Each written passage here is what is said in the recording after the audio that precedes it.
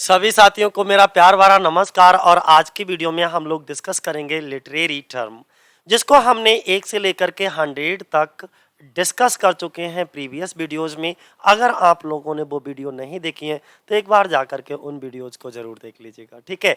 तो आज की वीडियो में जो हम लोग डिस्कस करेंगे वो क्या होगा, 101 से लेकर के 120 तक जाएंगे हम लोग। तो चलो शुरुआत करते हैं। सबसे पहले अगर हम बात करें दोस्तों आपको 100 की, तो देखो 100 तक हम लोग फिलहाल डिस्कस कर चुके हैं। आज जो कहानी रहेगी वो 101 से रहेगी। तो चलो सबसे पहले 101 पर पहुंचे। ये है हमारा 101, ठीक है। अगर हम इसकी बात करें तो इसमें ये पूछा गया विच फॉर्म, कौन सा रूप, कौन सा फॉर्म ऑफ कॉमेडी, कॉमेडी का डील्स करता है with the relation and interview of gentleman and ladies living in the polished society. तो आपको वर्ड याद बनाए रखना है, पॉलिश्ड सोसाइटी। अगर हम पॉलिश्ड सोसाइटी की बात करते हैं, यानी कि उनके कहने का मतलब ये है कि किस प्रकार की कॉमेडी एक ऐसी कॉमेडी होती है जो पॉलिश्ड सोसाइटी में रहने वाले सज्जनों और महिलाओं के संबंधों और साजिशों से संबंधित होती है, जिसमें महिलाओं के संबंध और साजिशों का वर्णन किया जाता है। तो ऐसी हमारी कौन सी रहती है। तो हम अगर इस तरीके की कॉमेडी की बात करते हैं तो वो कौन सी कॉमेडी होती है, चलो देख लेते हैं। इसमें कौन सा, कॉमेडी ऑफ मैनर, वो कौन सी कॉमेडी होती है भैया, comedy of manner. In English literature, अगर हम इंग्लिश लिटरेचर में बात करें, ये जो कॉमेडी ऑफ मैनर टर्म है, ये जो शब्द है वो डिस्क्राइब किया जाता है a genre in realistic satirical comedy के रूप में ऑफ द रेस्टोरेशन पीरियड। और ये जो हमारा रेस्टोरेशन पीरियड होता है वो 1660 से लेकर के 1700 ईस्वी तक चलता है, ठीक है, restoration period. Comedy of manner represent करती है the complex and sophisticated code of behaviour current in the fashionable circle of society. मतलब इसका ये हुआ, जरा ध्यान से समझिएगा कि ये जो हमारी कॉमेडी ऑफ मैनर होती हैं, यानी कि उसमें क्या होता है कि एक यथार्थवादी या व्यंग्यात्मक कॉमेडी की एक शैली का वर्णन करता है, जिसमें कॉमेडी ऑफ मैनर जो होता है वो समाज के फैशनेबल, ठीक है, फैशनेबल तरीकों में व्यवहार की जटिलता, परिष्कृत कोड, इन सभी चीजों का क्या करते हैं, प्रतिनिधित्व करते हैं, ठीक है। तो इसमें ये सब चीजें होती हैं। हेयर सम कैरेक्टरिस्टिक, यहाँ पर कॉमेडी ऑफ मैनर की कुछ विशेषताएं आर गिवन बिलो, नीचे दी गई हैं। जैसे एलेबरेट करना, प्लॉट को, किसी भी प्ले को आप लिख रहे हो और उसकी जो प्लॉट होती है उसमें यूजली क्रॉस ड्रेसिंग दिखाया जाना। अब ये क्रॉस ड्रेसिंग क्या होता है, जैसे मान लीजिए लड़का लड़की बन जाए, यानी कि लड़का जो है वो लड़कियों वाले कपड़े पहन करके लड़की बन जाए, तो वो क्या कहलाएगा, आपका क्रॉस ड्रेसिंग कहलाएगा। सेम टू सेम इसी तरीके से यूजली जो वुमेन होती हैं वो आदमी वाले कपड़े पहन लें, या मान लो आदमी है वो महिलाओं वाले कपड़े पहन ले, इसी को हम क्रॉस ड्रेसिंग कहते हैं, ठीक है। या एक्स्ट्रा मैरिटल अफेयर्स दिखाए जाते हैं, किसमें, कॉमेडी ऑफ मैनर्स में। तो ये इसकी क्या होती हैं, कुछ विशेषताएं होती हैं दोस्तों।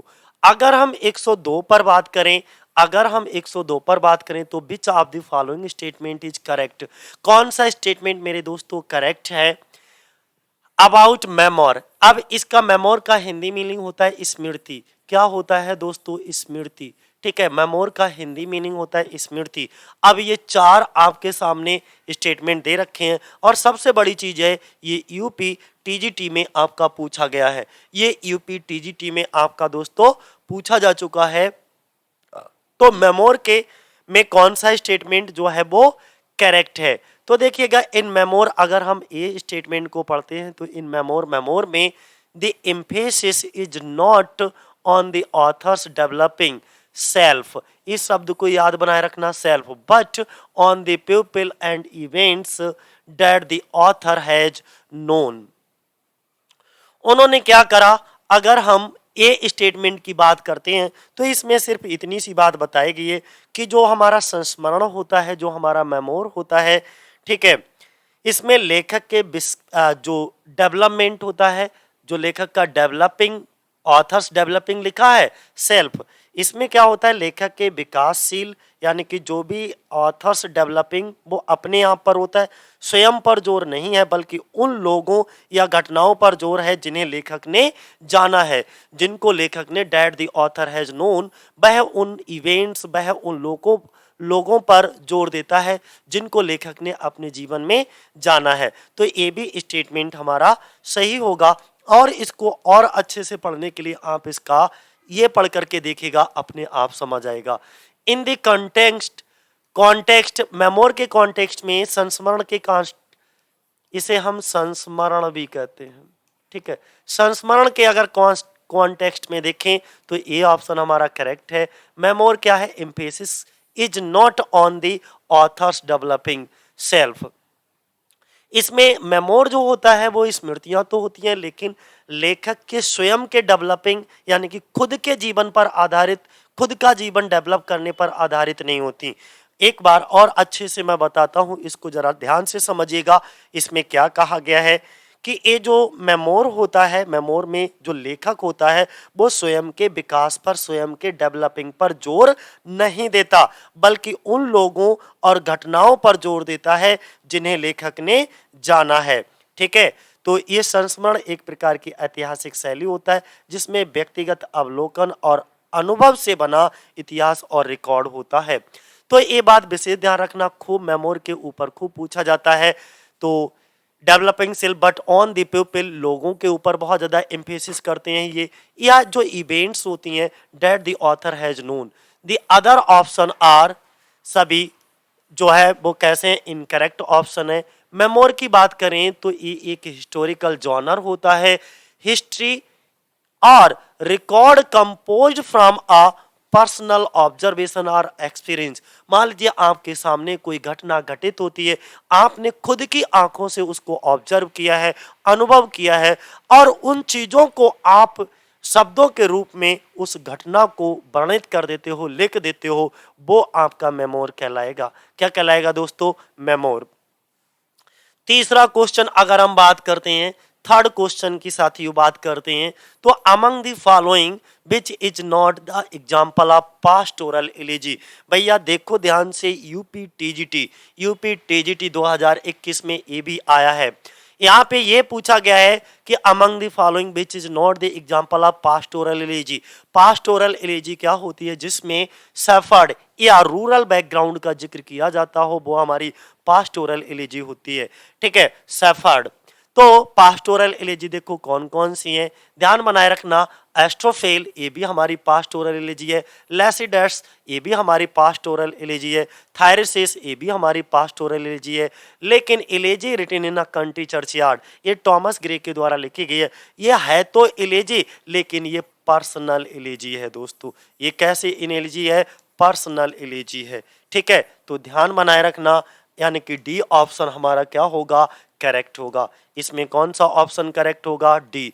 एक्सप्लेनेशन जरा देखो ध्यान से, इसमें डी ऑप्शन हमारा करेक्ट है। Belongs to a pastoral elegy except D, elegy written in a country churchyard, elegy written in a country churchyard को छोड़कर बाकी सभी हमारी पास्टोरल एलिजी थी। It is a famous poem of Thomas Gray, ये Thomas Gray की बहुत ही फेमस पोइम है, जिसको from an elegy written in a country churchyard को टॉमस ग्रे ने 1751 में लिखा, 1751 में, और इसको भैया पब्लिश भी 1751 में ही करवा दिया।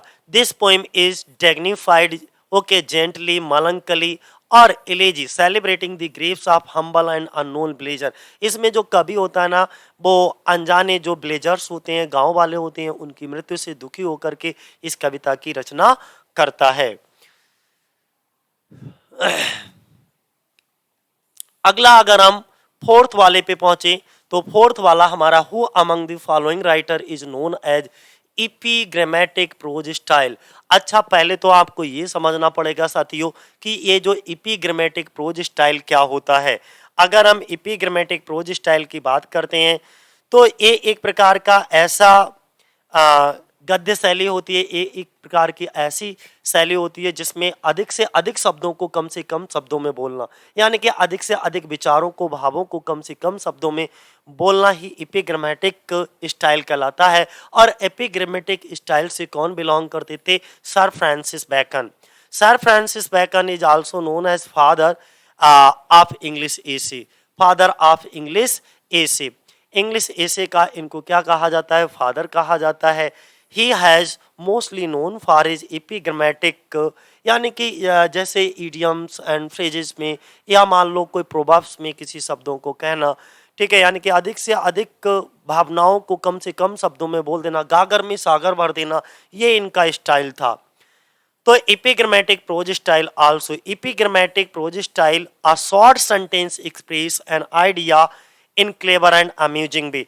एक छोटे से शब्दों में शॉर्ट सेंटेंस को एक्सप्रेस करना या अपने आइडिया को एक्सप्रेस करना, किस तरीके से?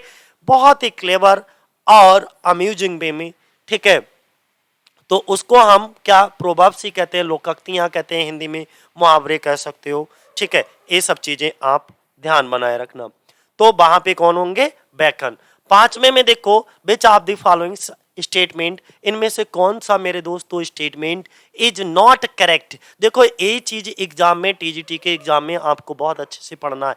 बोले यार कौन सा करेक्ट नहीं है विद द रेफरेंस टू एसे के रेफरेंस में। अगर हम एसे के रेफरेंस में देखते हैं तो कौन सा करेक्ट नहीं है भैया? ये formal essay is relatively personal. ये किसने कह दिया कि फॉर्मल एसे जो है वो रिलेटिवली पर्सनल होते हैं? ये तो एकदम कैसा है, ये आपका जो है वो करेक्ट नहीं है। बाकी ये तीनों हमारे स्टेटमेंट कैसे हैं? करेक्ट हैं, ठीक है। अब देखो सबसे पहले समझ लो, an essay differ from the treatise, okay, and dissertation in its like a presentation to be the systematic and complete, okay, exposition. मतलब ये हुआ मेरे दोस्तों कि निबंध एक जो है वो ट्रेटाइज का मतलब होता है किसी तरीके का ग्रंथ कह सकते हो, या उसका डिजर्टेशन का भी मतलब एक प्रकार का निबंध ही होता है, से भिन्न होता है। यानी कि ये जो ऐसे होता है वो ट्रीटाइज और डिजर्टेशन से क्या होता है? एकदम अलग होता है। सही बात है, ट्रीटाइज और डिजर्टेशन से भिन्न होता है, अलग होता है, जिसमें एक प्रणालीगत और पूर्ण प्रदर्शनी होने के ढोंग की कमी होती है। मतलब ये होता है इसमें क्या कमी होती है? इन इट्स लाइक ऑफ प्रेजेंटेशन, जो ऐसे होता है इसमें एक तो प्रेजेंटेशन टू बी सिस्टमेटिक, इसकी कमी दिखाई जाती है, और कंप्लीट एक्सपोजिशन की कमी दिखाई जाती है। दूसरा, अगर बी पॉइंट पढ़ते हैं तो एन ए से primarily discuss it's subject in non technical fashion, okay, ऐसे को प्राइमरीली डिस्कस किया जाता है, discusses it's subject in non technical fashion.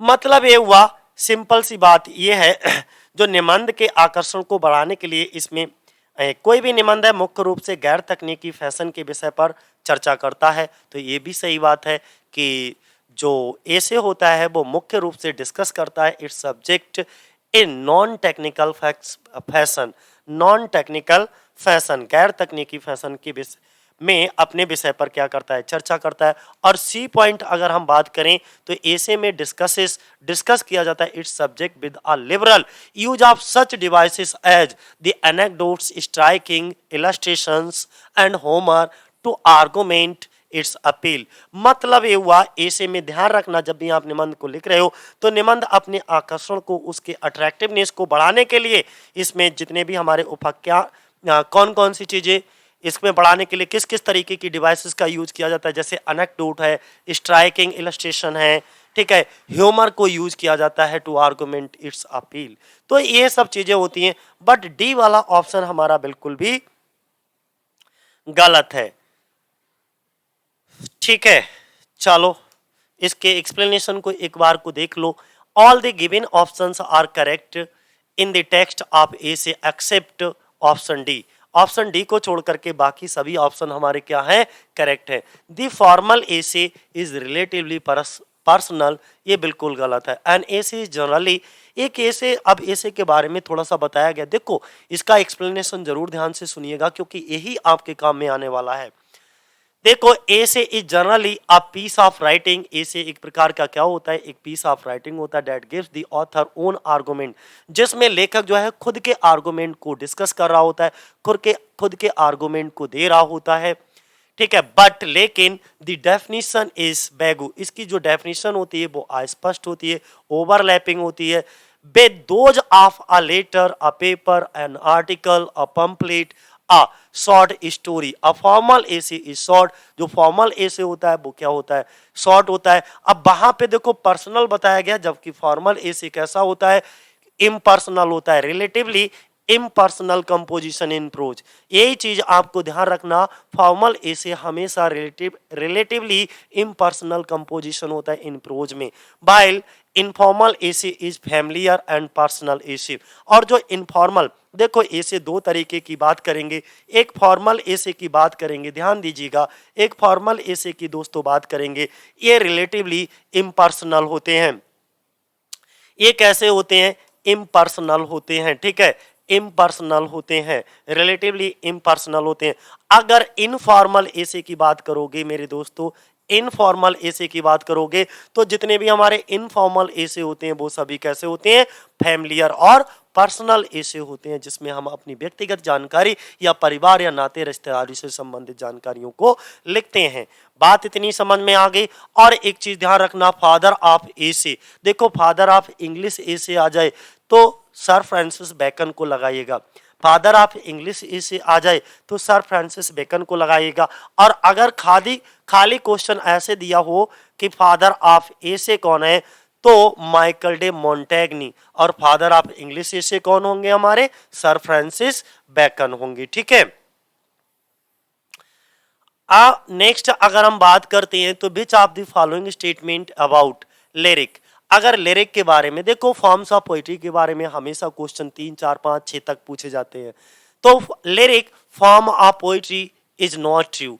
तो इसमें से पहला ऑप्शन ये है कि एक लिरिक में कंटेन होती हैं 14 लाइनें, पहला लाइनें ये है कि एक लिरिक में कंटेन्स होती हैं 14 लाइनें, तो भैया 14 लाइनें तो सोनेट में होती हैं, लिरिक में थोड़े ना होती हैं, तो पहला ही ऑप्शन आपका गलत हो गया। और बाकी पढ़ लो, क्योंकि लिरिक के बारे में बाकी 3 ऑप्शन सही हैं, तो कम से कम 3 चीजें हमको जानकारी लिरिक के बारे में मिलेंगी, 3 स्टेटमेंट हमको समझने को मिलेंगे।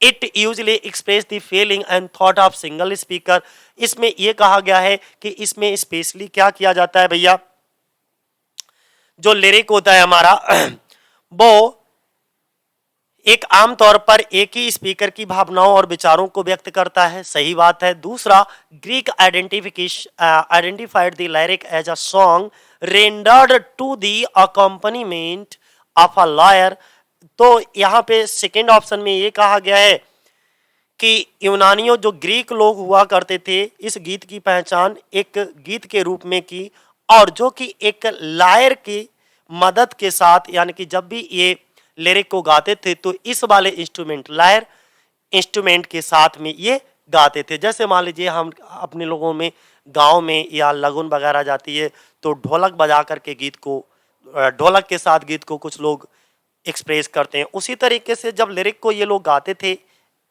ग्रीक वासी, तो एक लायर नामक इंस्ट्रूमेंट था, उसके साथ में ये गाया करते थे। लिरिक क्या है, अ लिरिक पोएम में be a brief expression of mood, ये सत्य बात है कि जो लिरिक पोएम है हमारी वो में भी हो सकती है ब्रीफ एक्सप्रेशन, यानी कि संक्षिप्त अभिव्यक्ति हो सकती है, और किसकी, हमारी फीलिंग्स की, ठीक है, हमारे मूड की, हमारी मनोदशा की। तो अब इसका एबीटीजीटी 2021 में पूछा गया है। अब आप यहां पर देख सकते हो, अ लिरिक कंटेन्स, लिरिक में कितनी कंटेन होती हैं, 14 लाइनें होती, सॉरी, लिरिक कंटेन्स 14 लाइन्स, यही स्टेटमेंट क्या है हमारा गलत है, क्योंकि 14 लाइनें काय में होती हैं भैया, सोनेट में होती हैं। किस में होती हैं, सोनेट में होती हैं, ना कि लिरिक में, ठीक है। Lyric is an Fairlie short poem, lyric एक प्रकार की छोटी सी पोएम होती है, uttered in a single speaker, जिसमें एक सिंगल स्पीकर होता है जो एक्सप्रेस करता है स्टेट ऑफ माइंड, अपने मन की स्थिति को, या प्रोसेस ऑफ परसेप्शन या थॉट्स, फीलिंग्स, इन सब चीजों को अपनी पोएम में क्या करता है, एक्सप्रेस करता है। एक टर्म आया है कार्पेडियम, देखिए 2021 में भैया इसको आया है कार्पेडियम। कार्पे डियम ये भी 2021 में आया है। तो इसमें ये बताया है कार्पे डियम का मतलब क्या होता है, तो सीज द डे। ठीक है, सीज द डे, कार्पे डियम का मतलब होता है मेरे दोस्तों सीज द डे। तो ये जो कार्पे डियम का मतलब क्या हो गया, seize the day. It has been given the option B, ये आपका क्या होगा, सही होगा। अब बायोग्राफी के बारे में पूछा गया, ये भी टीजीटी के 2021 में आया है। ठीक है, विच of the following statement is not correct about biography. देखो ये चीज ध्यान बनाए रखना, विच ऑफ द फॉलोइंग स्टेटमेंट, इनमें से कौन सा स्टेटमेंट जो है वो बिल्कुल भी सही नहीं है मेरे दोस्तों। बायोग्राफी के बारे में देखो कौन सा स्टेटमेंट सही नहीं है, तो यहां पर अगर हम बात करें तो डी स्टेटमेंट हमारा ठीक नहीं है, बाकी ये सभी ठीक है। ठीक है, बाकी ये सभी ठीक है, जरा समझ लो बाकी सभी क्यों ठीक है। It is the history of particular man's life, बिल्कुल सही बात है। इसमें क्या होता है, इतिहास होता है किसका, एक पार्टिकुलर व्यक्ति के बारे में, यानी कि कोई भी सही बायोग्राफी की बात हो रही है तो यार किसी पार्टिकुलर व्यक्ति की ही बात होगी, सही बात है कि नहीं है, एक विशेष पार्टिकुलर व्यक्ति के जीवन का इतिहास होता है। बी ऑप्शन क्या है, the name biography now connotes are relatively full account of particular persons life, ये भी सही बात है, पार्टिकुलर पर्सन्स लाइफ होगा। यानी कि बी ऑप्शन में जो हमारा बायोग्राफी होता है, बायोग्राफी नाम अब किसी विशेष व्यक्ति के जीवन के अपेक्षाकृत पूर्ण अकाउंट को, यानी कि particular persons account of a particular full account of a particular persons life को दर्शाता है, कौन, बायोग्राफी। तो इसमें कहां दिक्कत है, ये तो हमेशा आप पढ़ते हो, are relatively full account of a particular persons life क्या कहलाएगा, बायोग्राफी कहलाएगा।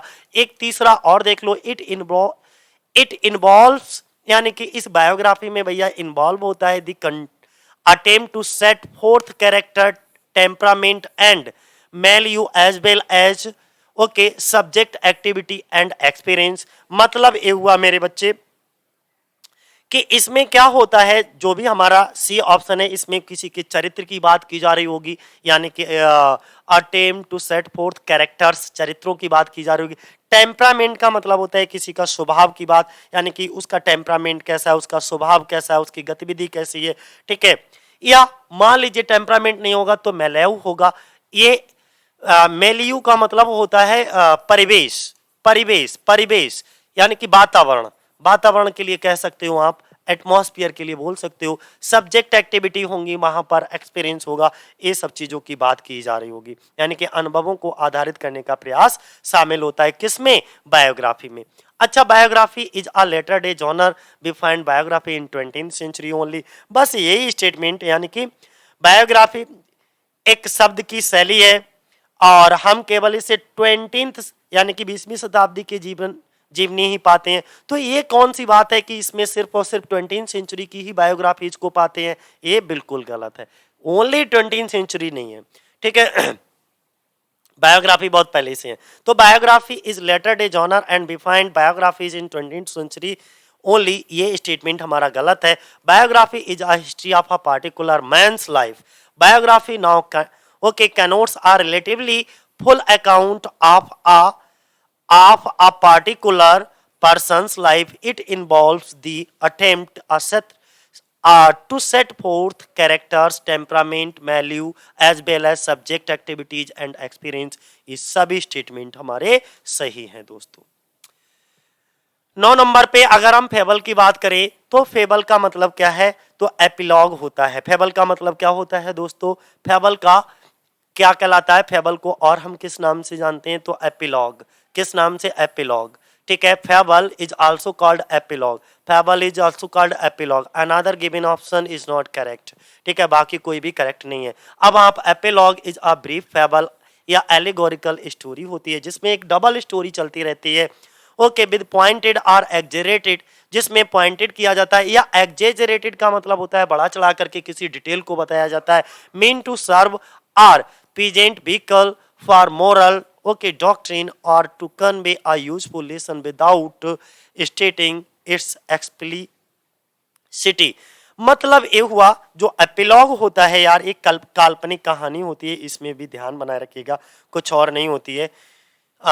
इसमें क्या होता है एपिलॉग, सॉरी, जो एक एपिलॉग होता है इसमें क्या होता है, एक माफीनामा की तरह नैतिक सिद्धांत के लिए सुखद वाहन के रूप में सेवा करने के लिए एक स्पष्ट रूप से बताए बिना एक उपयोगी सबक देने के लिए इंगित किया जाता है। ठीक है, ये एक संक्षिप्त और काल्पनिक अलंकारिक कहानी होती है। ये एक संक्षिप्त काल्पनिक और अलंकारिक कहानी होती है। तो बस इतना ही है। चलो आगे हम अगर बात करें तो आगे नेक्स्ट अगर हम बात करते हैं दोस्तों, तो देखो उन्होंने कहा ड्रामेटिक मोनोलॉग। देखो ड्रामेटिक मोनोलॉग क्या होता है, एकल नाटकीय कथा कहते हैं। ड्रामेटिक एकल नाटकीय कथा कथा कथा ठीक है, अ type of poem that contains, जिसमें कंटेन होता है। देखो ड्रामेटिक मोनो है, मोनो का मतलब सिंगल, तो एक तो ये मान लो कि इसमें सिंगल स्पीकर होगा, पहली चीज। ठीक है, इसमें क्या होगा भैया, सिंगल स्पीकर होगा। ठीक है, टॉकिंग टू वन सेल्फ, अभी रुक जाओ यहां पर। ठीक है, ये क्या है, फिर क्या है, सेवरल स्पीकर नहीं होंगे। Single dialogue in a poem, ये भी बात नहीं होगी। ठीक है, तो यहां पर दो ऑप्शन है, एक तो यह है single speaker talking to oneself, और दूसरा one imaginary speaking talking to imaginary audience. ये दोनों ही ऑप्शन हमारे सही है। A dramatic monologue is a type of poem that contains one imaginary speaker talking an imaginary audience. Okay, some famous dramatic monologue poems are जैसे यूलिसेस हमारे dramatic monologue में लिखी गई, जो कि टेनिसन के द्वारा। पोरफायरियाज लवर जो है वो रॉबर्ट ब्राउनिंग के द्वारा लिखी गई, ये भी ड्रामेटिक मोनोलॉग है। और माय लॉर्ड डचेज ये तो हमारा रॉबर्ट ब्राउनिंग के द्वारा इसको भी लिखा गया है, और ये हमारे एलटी के सिलेबस में भी है, और ये भी आपकी यूलिसिस भी एलटी के सिलेबस में है। तो आप ये मान करके चलिएगा कि ये क्या होता है, तो यहां पर आपको कौन सा ऑप्शन, सी ऑप्शन आपका क्या होगा, सही होगा। यानी कि ज्यादा वन इमेजिनरी स्पीकर होगा। एक इमेजिनरी का मतलब होता है काल्पनिक स्पीकर जो है वो बातें कर रहा होगा काल्पनिक ऑडियंस के सामने।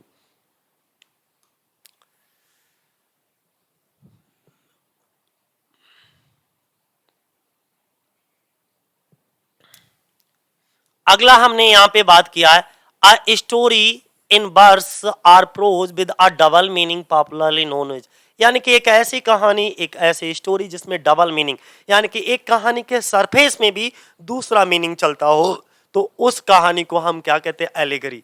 क्या कहते हैं भैया, एलिगरी। यही डबल मीनिंग होता है, यही डबल मीनिंग होता है। ठीक है, यही हमारा क्या होता है दोस्तों, डबल मीनिंग होता है। ठीक है, ध्यान बनाए रखना, ये भी टीजीटी 2021 में पूछा गया। A story in verse or prose with double meaning is popularly known as allegory. किस नाम से जानोगे भैया, एलिगरी। ठीक है, अब नेक्स्ट अगर हम बात करते हैं, नेक्स्ट हम बात करते हैं इट इज एक्सटेंडेड मेटाफर, और एलिगरी जो है वो मेटाफर को एक्सटेंड करता है in which a symbolic story is told, जिसमें एक सिंबॉलिक स्टोरी को टोल्ड किया जाता है। जैसे अगर हम बात करें जॉन बनियान की, तो जॉन बनियान के पिलग्रिम्स प्रोग्रेस वो क्या है, एक एलिगरी है। क्या है, एक एलिगरी है दोस्तों। ठीक है, आगे अगर हम बात करते हैं नेक्स्ट किसकी बात करेंगे, 112 नंबर पे बात करते हैं। 112 नंबर पे बात करते हैं, तो 112 नंबर पे अगर हम बात करते हैं तो which of the following is not a major characteristic of a ballad. Ballad का देखो यहां पर एक बैलड दे रखा है, बैलड का मेजर कैरेक्टरिस्टिक क्या है, तो यहां पर देख सकते हो आप मेजर बैलड का मेजर कैरेक्टरिस्टिक यानी कि is not a major characteristic, यानी कि मुख्य विशेषताओं में नहीं है। तो चार में से बैलड की मुख्य विशेषता कौन सी नहीं है, तो इसके लिए आपको देखना पड़ेगा ध्यान से, यानी कि पढ़ करके देख लो। तो कौन सी नहीं है भैया, तो इसमें कौन सी नहीं है, it is a comic in nature यानी कि C, it is a comic in nature यानी कि सी। बाकी बैलेट की सभी मेजर कैरेक्टरिस्टिक है, it tells a story often with a musical accompaniment. इसमें जो कहानी होती है वो एक म्यूजिकल अकॉम्पनीमेंट के साथ यानी कि अक्सर संगीतमय के साथ कहानी को कहता है, और ये आमतौर पर एक एपिसोड से संबंधित होती है, यानी कि it usually deals with a single episode, और ये पूरी की पूरी कहानी बैलड एक ही एपिसोड में क्या होती है, खत्म हो जाती है। दूसरा, the story is told through dialogue and action, ये जो कहानी होती है बैलड की वो डायलॉग और एक्शन के थ्रू पूरी की पूरी कहानी को बताया जाता है, और इसको भी यूपीटीजीटी 2021 में पूछा जा चुका है। अगर हम बात करें भाई नेक्स्ट, बैलड क्या है? Ballad is a comic in nature. पहली चीज याद बनाए रखना कि ballad is a comic in nature, यही बात गलत है, ठीक है। ये इसका मेजर कैरेक्टरिस्टिक नहीं है बैलड का। Ballad is a short narrative folk song. सबसे चीज ये ध्यान रखना कि ये एक फोक सॉन्ग होता है, ठीक है। Who distinctive style okay crystallized in Europe and late Middle Ages. The term ballad is also applied any narrative composition suitable for singing. 13 number पे देखो, विच of the following statement is correct about autobiography. Autobiography क्या होता है? आत्मकथा। इसमें व्यक्ति के खुद के द्वारा अपने पर्सनल अकाउंट के बारे में, अपने जीवन के बारे में लिखा जाता है। ये भी टीजीटी 2021 में आया है। तो उन्होंने कहा कौन सा करेक्ट है, तो भैया सिर्फ फोर्थ वाला करेक्ट है, D. It is written a great author on a life of fellow author. बिल्कुल सही बात, बिल्कुल गलत बात है। ये बायोग्राफी हो सकती है इस तरीके की। It is written by a scholar of life of fellow scholar, नहीं, इट इज अ मेमोर, ये भी नहीं होता। The first fully developed autobiography is also most influential, बहुत ही ज्यादा influential and confession of saint Augustine written in 4th century. ये बिल्कुल स्टेटमेंट हमारा क्या है? सही है। तो ऑटोबायोग्राफी क्या है? यानी कि the statement the first fully developed autobiography is also most influential. मतलब ये हुआ भाई, जो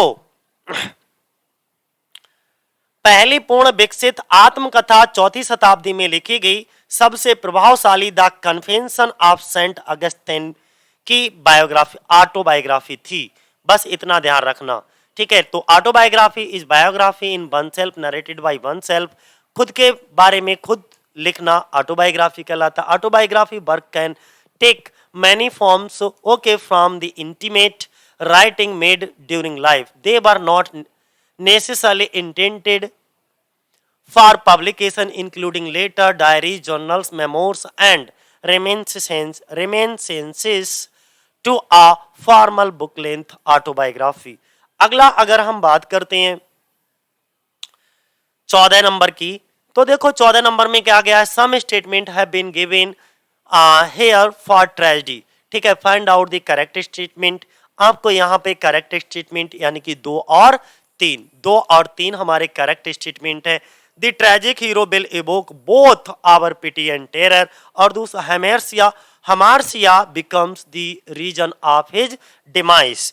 मतलब ये हुआ भाई 14 में, यानी कि जो हमारी ट्रेजिक हीरो होता है, हमारी दया और आतंक दोनों को जगाएगा, हमारे अंदर क्या इवोक करेगा? पिटी एंड टेरर, ठीक है। और दूसरा यानी कि भय, और जो ट्रेजिक हीरो होगा उसी के प्रति हमारी जो सहानुभूति होती है वो भी शिफ्ट हो जाती है। हमार्सिया की बात करते हैं, थर्ड वाला जो हमार्सिया है उसकी मृत्यु का, और ये जो एरर इन जजमेंट होता है, हमार्सिया क्या कहलाता है? Error in judgement.